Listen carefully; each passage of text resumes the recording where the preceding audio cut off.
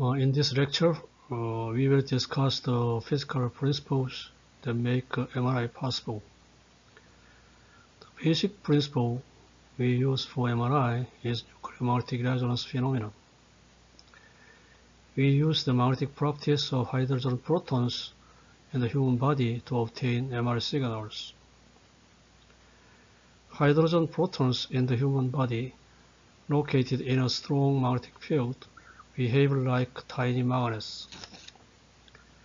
These protons emit MR signals when they are excited by a radio frequency pulse and then relax back to the ground state.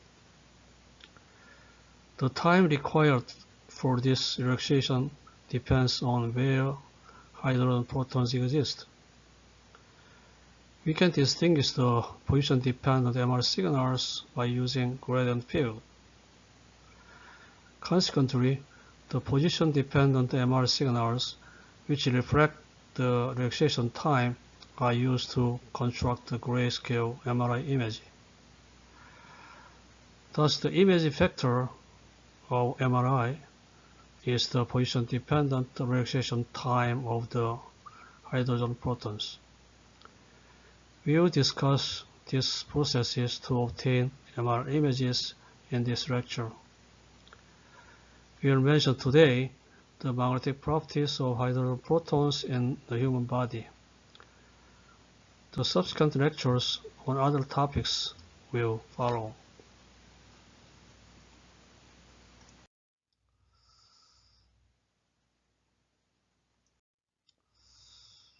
A magnetic moment is the strength of magnetic property that is proportional to object's total angular momentum. The vector sum of the orbital and the spin angular momentum equals total angular momentum. The nuclear magnetic moment is primarily derived from the nucleus collective spin motion, similar to how the electronic magnetic moment is derived from the electron's collective angular motion. Only atoms with a positive total angular momentum are magnetic.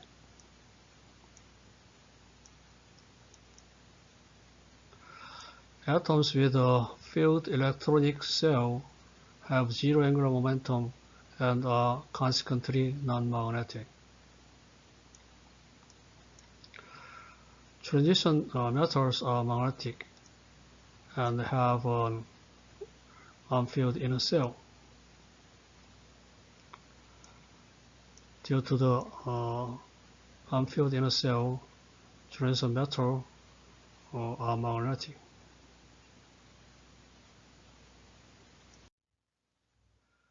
Atoms with a nuclear magnetic moment have a nuclear angular momentum non-zero and thus are nuclear magnetic. The magnetic property of the proton in hydrogen is used in MRI. The spin motion of the proton in the nucleus gives the hydrogen a nuclear magnetic moment. Water molecules, which are made up of 2 hydrogens and 1 oxygen, compose human organs. Because the human body is a huge reservoir of hydrogen, we can obtain large MR signals by utilizing the nuclear magnetic property of hydrogen in MR imaging. Nuclear spin, we call nuclear spin. This term, more commonly the proton, is the name given to hydrogen's nuclear magnetic moment. So we'll use a nuclear spin for hydrogen's nuclear magnetic moment.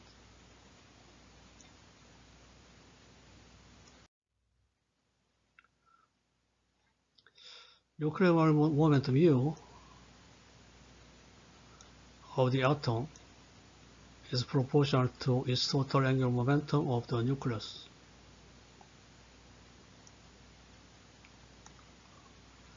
So the magnetic moment U is proportional to total angular momentum I. The proportionality constant is called the gyromagnetic ratio.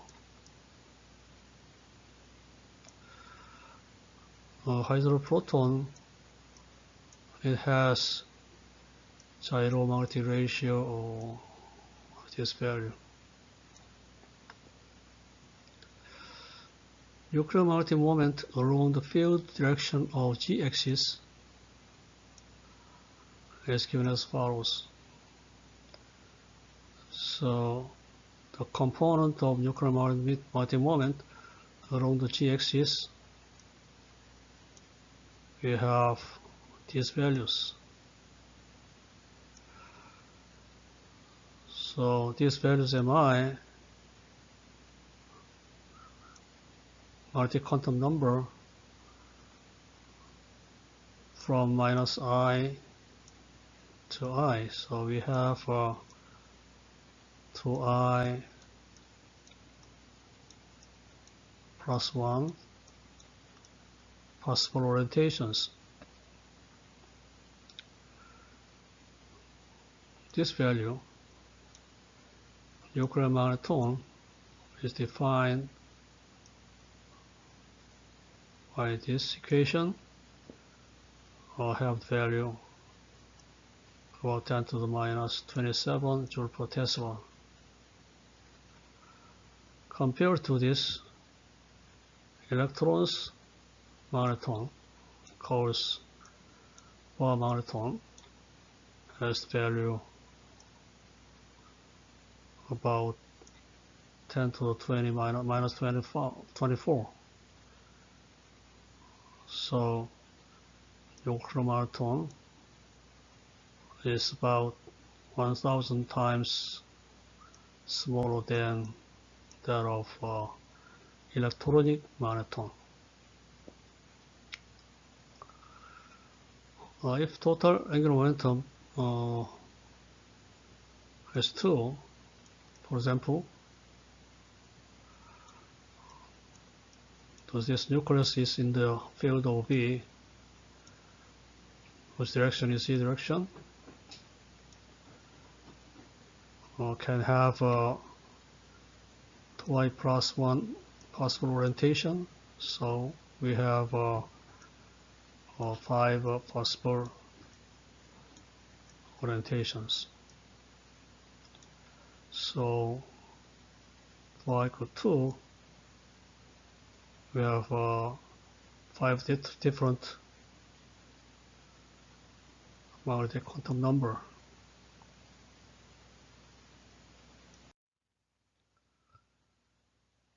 The energy of the magnetic moment, mu, is dipole, right? And the magnetic field V is given as minus U dot B. Thus, we get quantum mechanical energy levels of the nuclear magnetic moment of atoms in the magnetic field as follows. So mu dot B, and we have mu equal gamma I quantum number. We have 2I plus 1 different quantum numbers, magnetic quantum numbers are MI.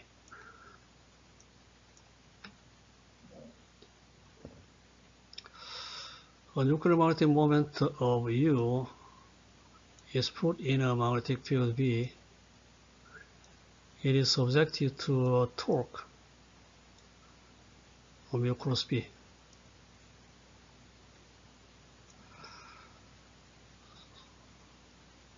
So the angular motion of the proton in the magnetic field is expressed as this equation, which is given by Newton's second law for rotational motion.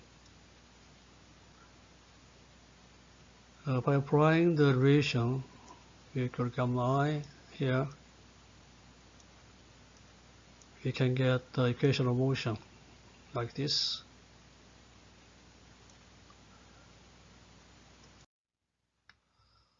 If we choose the z-axis as the direction of magnetic field, we have following equations for each components: ux, ui, uz. So you can decompose this equation to these three equations. If we differentiate the first equation, we have this one. And for this, we can use this one. And put here, we finally get these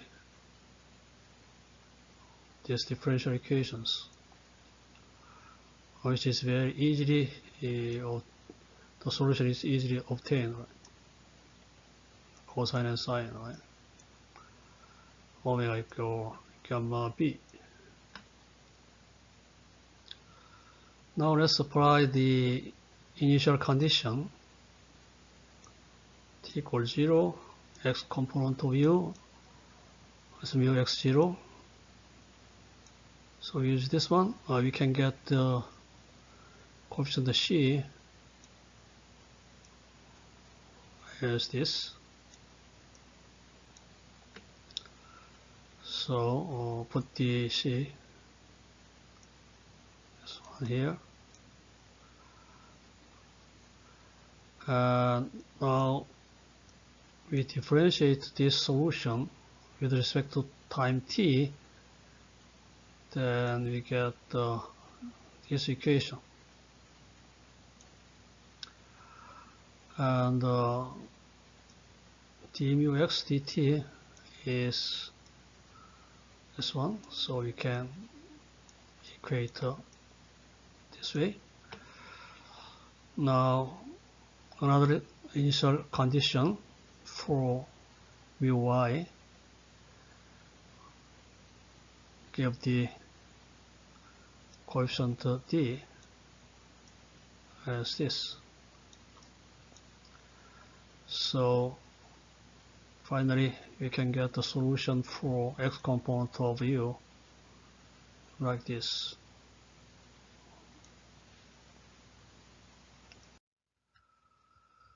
We also have the solutions of other components, uy and uz. If we use theta and u0 to denote magnetic moment's initial phase angle, and its projection onto the xy plane, this one. So magnetic moment vector can be projected to the xy plane. We have mu0. Then mu x0, initial component of u, x component of u, is given by u0 cosine theta, and y component will be u0 sine theta. As a result, the magnetic moment's motion within the magnetic field can be described as these three equations.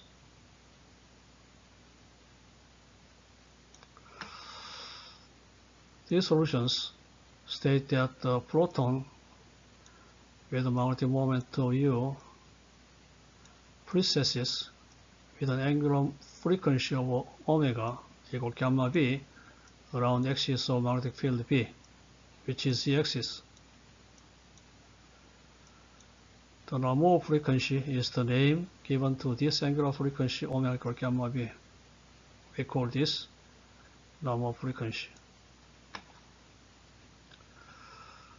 As the strength of the magnetic field increases, the normal precession frequency increases as well. Normal frequency depends on P, so magnetic field increases, the normal frequency increase as well.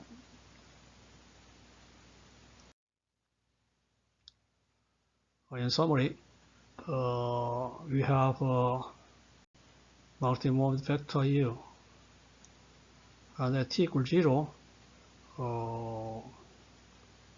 the magnetic moment was at this position, and if we project this multi-moment onto the xy plane, its value is mu0, and the initial angle theta. So solving the equation of motion of rotational motion, we have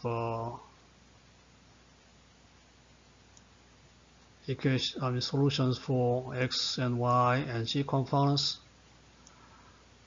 like this. The solution states that the multi-moment U is processing with angular frequency omega gamma b is through the g-axis, which is the direction of the field.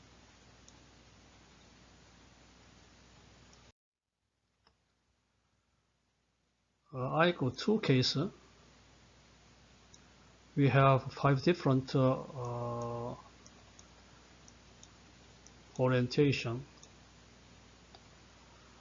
and in the field B, each component's possible orientation, 5 different possible orientation,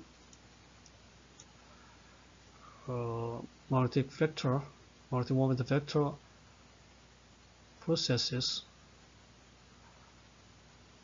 along z-axis with normal frequency.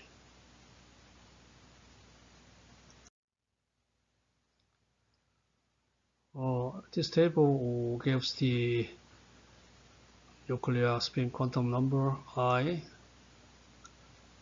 and the nuclear multi-moment for several nuclei. If you look at the proton, hydrogen proton, nuclear spin quantum number is 1.5, and nuclear multi-moment has this value, which is larger than those of other nuclei.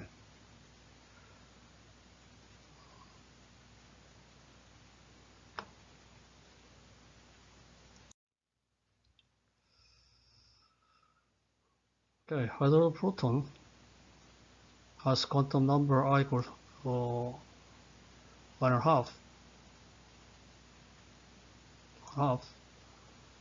So the possible orientation is just 2, and the magnetic quantum number has value plus half, minus half.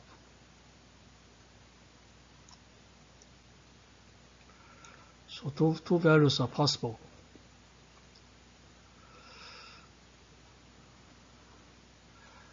And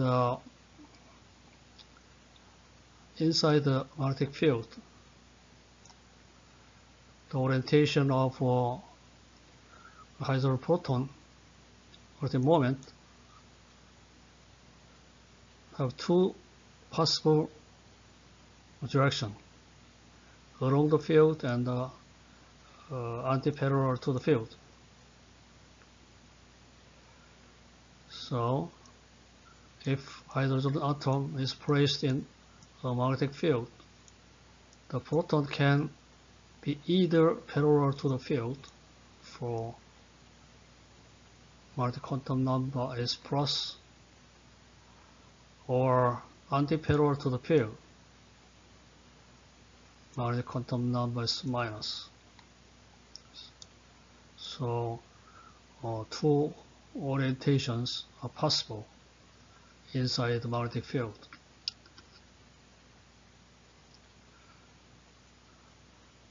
And energy, hydrogen proton can exist at either this energy parallel to the field in case, and this energy which corresponds to anti-parallel to the field.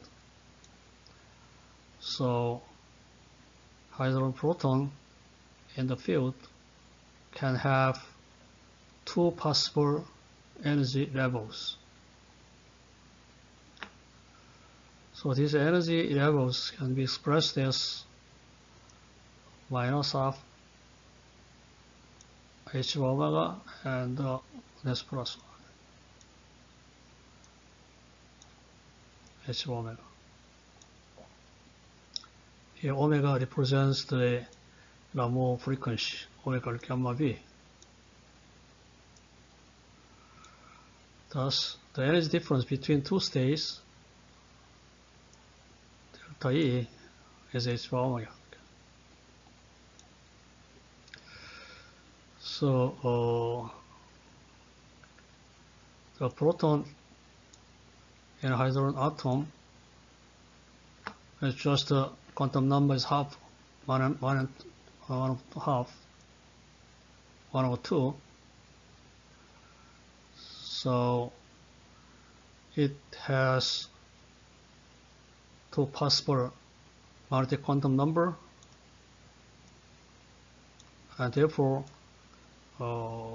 in the field the possible orientation are just the two, parallel to the field or anti-parallel to the field. And parallel to the field, the proton has energy minus 1 over 2 h omega.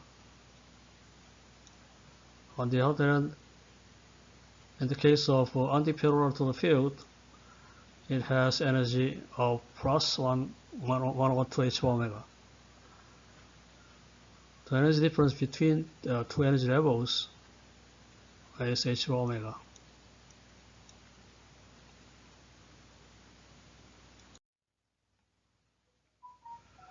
The behavior of hydrogen protons can be summarized as follows.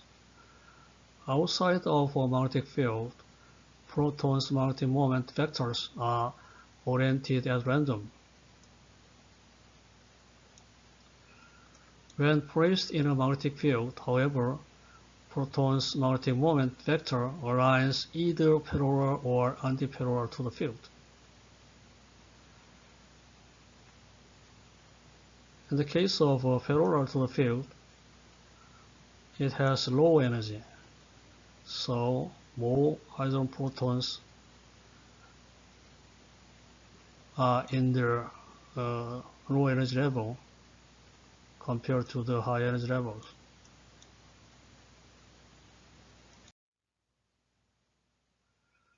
The energy difference between two energy levels increases as the magnetic field strength increases, because the energy difference between two energy levels is directly proportional to the magnetic field as this way. So energy difference between two energy levels is proportional to magnetic field. So if magnetic field increases, then energy difference between two states also increase. Okay.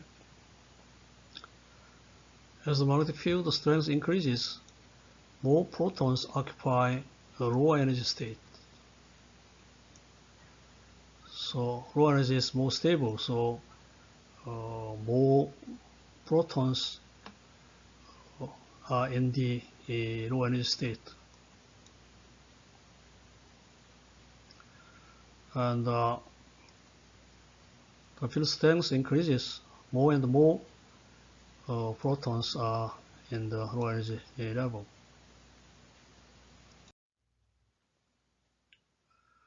Now let's see the basic principle of MRI. an external energy exactly matching the energy difference between two energy levels excites the protons in the lower energy level to the higher energy level. This is called resonance. The difference in energy between two energy levels is proportional to h bar omega. As a result, we can observe that an electromagnetic wave with the same angular frequency as the Raman precession frequency omega can cause protons to resonate. So for resonance, external electromagnetic wave should have the same angular frequency as the Raman precession frequency. Otherwise, the protons do not respond.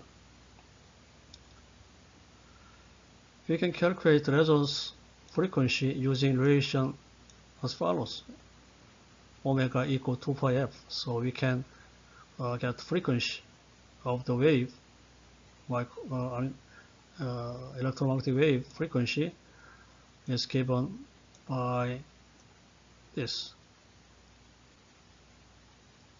for hydrogen proton. In most MRIs, a magnetic field of 1 to 3 Tesla is used. So if we use a 3 Tesla magnetic field, this 3 gives about 120 megahertz. So this frequency is just the frequency of radio wave. So for hydrogen proton in the 30 Tesla magnetic field, its Raman frequency is about 120 megahertz, which is in the range of frequency of radio wave. The protons resonate with a radio frequency wave whose energy is equal to the difference between two energy levels. The protons do not respond if frequency is not the same as the resonance frequency. So we have to supply the electromagnetic wave whose frequency matches the Raman frequency. Otherwise, the protons do not respond.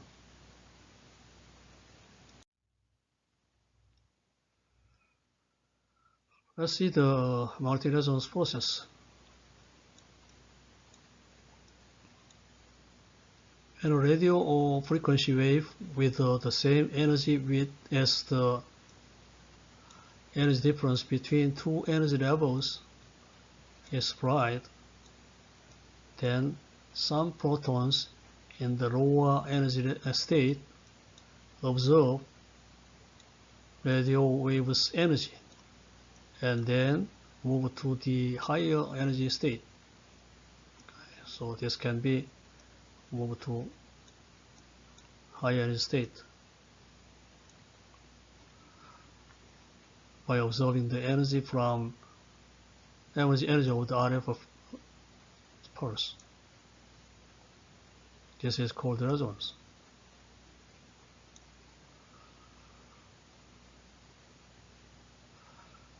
So this means that some protons that were previously aligned parallel to the field now align anti-parallel to the field by the RF pulse.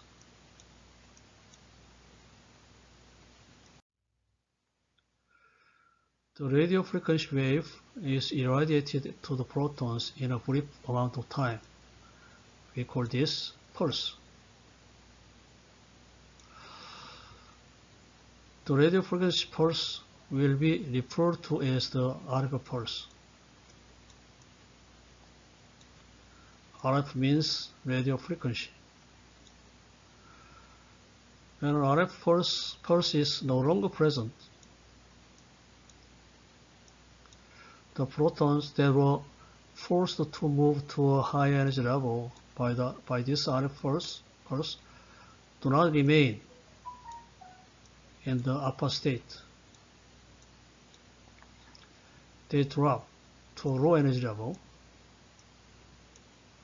shifting their alignment along the magnetic field from antiparallel to the parallel.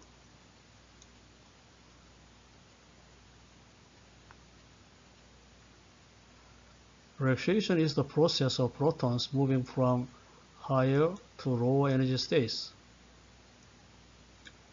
During this process, MR signal is emitted. As a result, these location-dependent MR signals can be used to generate magnetic resonance imaging.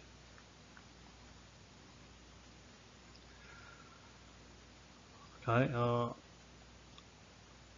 due to the energy of RF pulse, the protons in the lower energy state can move to higher energy state by resonance. Once the RF pulse is removed, then the proton moved to the higher energy state now move back to the original state. In this process, MR signal is emitted. And this MR signal is location dependent. So, using these signals, we can construct the MRI imaging.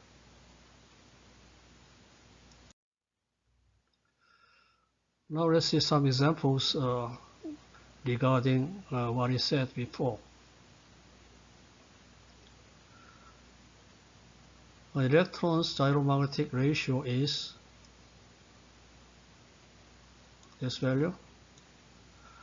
What is the electron's resonance frequency in 3 Tesla magnetic field? Is it possible to perform MRI using electrons? We can calculate the normal frequency using the electron's gyromagnetic ratio,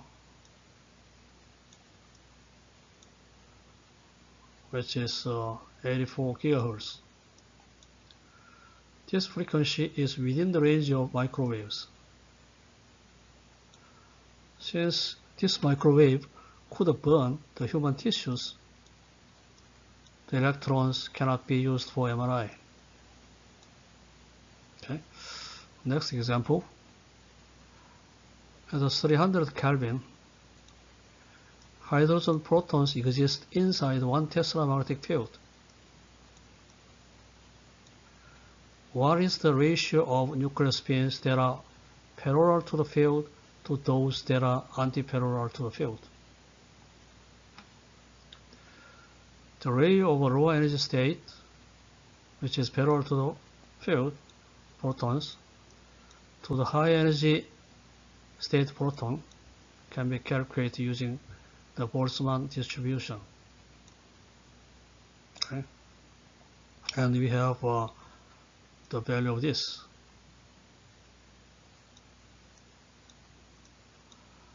We know the temperature, 300 Kelvin, so KT is obtained. And the energy difference between two states is proportional to magnetic field. Magnetic field is given, so we have this value for energy difference. If we put these values, we can have this number, the ratio N1 and 2. N1 is the number of protons parallel to the field, and 2 is number of protons antiparallel to the field.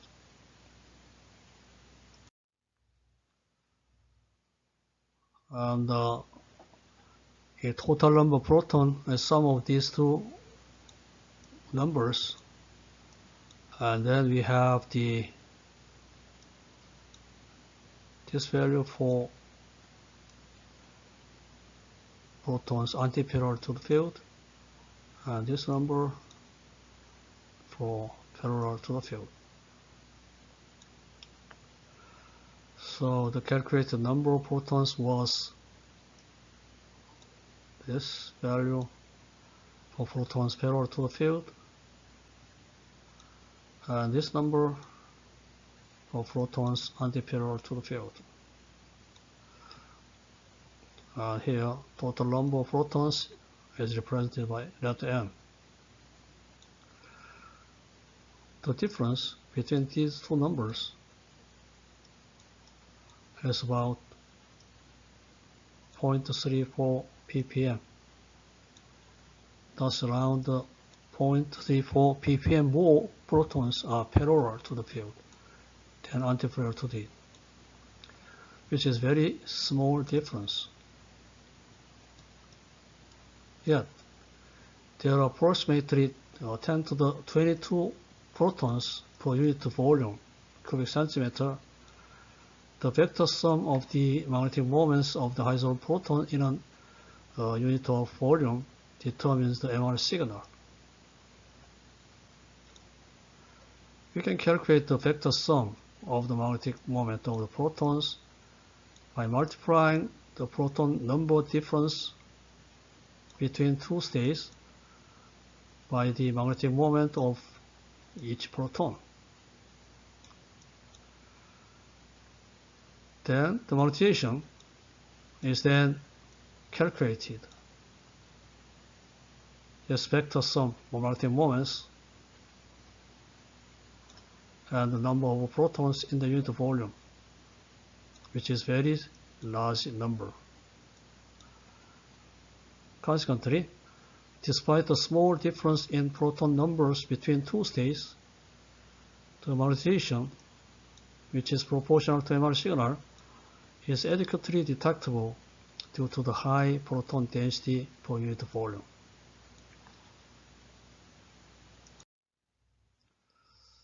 Next example, the human body contains 0.24% phosphor and 63% hydrogen. The phosphor has a gyromagnetic ratio of this value. What is the ratio of hydrogen signal to the phosphor signal in a 1.5 Tesla field at 310 Kelvin? The MR signal's intensity is proportional to the difference between numbers in parallel to the field, antiparallel to the field. So N1 and N2, N1 is number of protons parallel to the field, and 2 represent number of protons that are antiparallel to the field. So the difference between two numbers, we have the MR signals intensity is proportional to the difference between two numbers.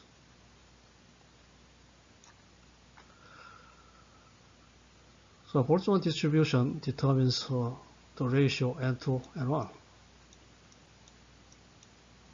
So we can write this ratio exponential x. X is represented by this. Let NH be the total number of hydrogen proton. Then NH is sum of N1 and N2. So we can have the number difference can be obtained as this.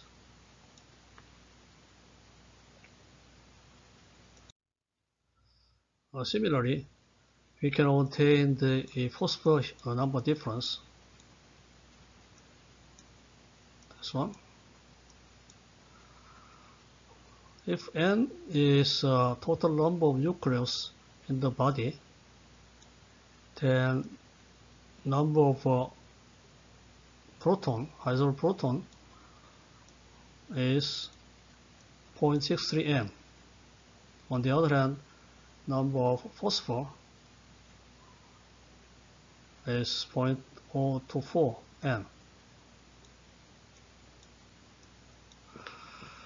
So the number of difference between two states for hydrogen and the phosphor can be obtained as this and that.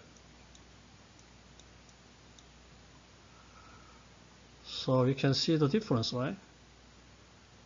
For hydrogen proton, 10 to the minus 6. On the other hand, for phosphor, the number is 10 to the minus 9. So about 1000 times difference, right? Therefore, you can see that the signal intensity from hydrogen proton is about 650 times larger than that from phosphor.